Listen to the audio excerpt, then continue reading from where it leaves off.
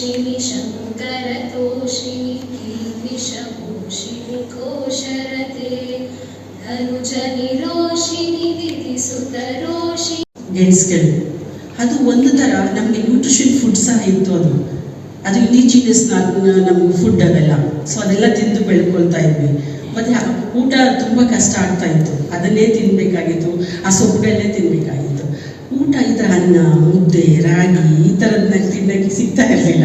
So ಅದಕ್ಕೋಸ್ಕರ ಆ ಗಾಂಧೀಜಿ ಆಶ್ರಮದಲ್ಲಿ ನನಗೆ ಆ ಗಿರಿಜನ ಆಶ್ರಮ ಶಾಲೆಗಳಲ್ಲಿ ಅನ್ನ ಮಾಡಿಕೊಡ್ತಾ ಇದ್ರು. ಯಾಕೆ ಬೆಳೀತಾ ಇದ್ರು ಅಂದರೆ ಈ 10 ಟೈಮ್ಸ್ ರಾಗಿನ ಯಾಕೆ ಬೆಳೀತಾ ಇದ್ರು ಅಂದರೆ ಮಕ್ಕಳ ಫುಡ್ಗೆ ಒಂಥರ ರಾಗಿ, ಆ್ಯಂಟಿನೆಂಟಲ್ ಕೇರ್ಗೆ ಒಂದು ರಾಗಿ ಉಪಯೋಗಿಸ್ತಾ ಇದ್ರು, ಪೋಸ್ಟ್ನೆಂಟಲ್ ಕೇರ್ಗೆ ಒಂದು ರೀತಿಯ ವಿಧವಾದಂಥ ರಾಗಿ ಉಪಯೋಗಿಸ್ತಾ ಇದ್ರು, ವಯಸ್ಸಾದವರಿಗೆ ಒಂದು ಥರ ರಾಗಿ ಉಪಯೋಗಿಸ್ತಾ ಇದ್ರು. ಮತ್ತು ಎಲ್ಲರೂ ಸಹಜವಾಗಿ ತಿಂತಕ್ಕಂಥ ರಾಗಿನೇ ಇತ್ತು. ಉದಾಹರಣೆಗೆ ಹಾಲು ಮುದ್ದಿಗಳ ರಾಗಿ, ಹಾಲು ಅಂದರೆ ಮಿಲ್ಕ್, ಆ ರಾಗಿನ ಉಪಯೋಗಿಸಿದ್ರೆ ಅದು ಜಾಸ್ತಿ ಮಿಲ್ಕ್ ಬರುತ್ತೆ ಮತ್ತು ತುಂಬ ಪ್ರೋಟೀನ್ಸ್ ಇರ್ತದೆ, ಅದರಲ್ಲಿ ಜಾಸ್ತಿ ಐರನ್ ಕಂಟೆಂಟ್ಸ್ ಜಾಸ್ತಿ ಇರುತ್ತೆ. ಅದು ಹಾಲು ಮುದ್ದಿಗಳ ರಾಗಿ.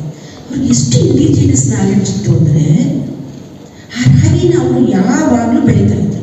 ಯಾಕೆಂದರೆ ಒಂದು ಪೌಡರ್ಗೆ ಯಾರ್ಯಾರು ಮಾಡಿದ್ವಿ ಹಸಿರಿದ್ರೆ ಆ ರಾಗಿನ ಅವರು ಶೇರ್ ಕೊಡ್ತಾ ಇದ್ವಿ. ಆ ರಾಗಿಯನ್ನು ಉಪಯೋಗಿಸಿದೆ ಅವರಿಗೆ ಬ್ರೆಸ್ಟ್ ಫೀಡಿಂಗ್ ಮಾಡಲಿಕ್ಕೆ, ಮಗುವಿಗೆ ಚೆನ್ನಾಗಾಗ್ತಾ ಇತ್ತು, ಹಾಲು ಜಾಸ್ತಿ ಬರ್ತಾ ಇತ್ತು.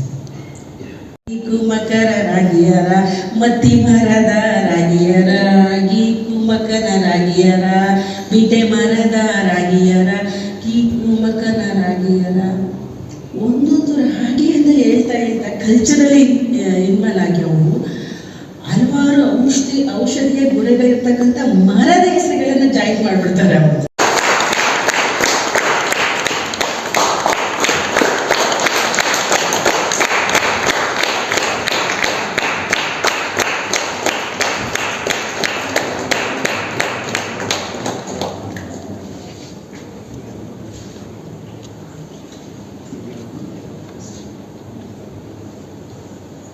Night, the day goes, but the work doesn't get done.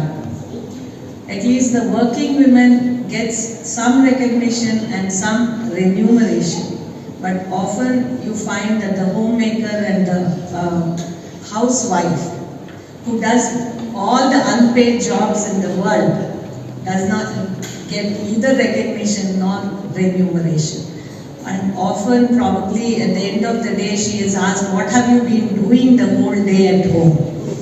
So a big applaud to all the women who have been doing the job that men don't like to do or have a choice to do. One of the most famous chefs in India, I think, Sanjeev Kapoor was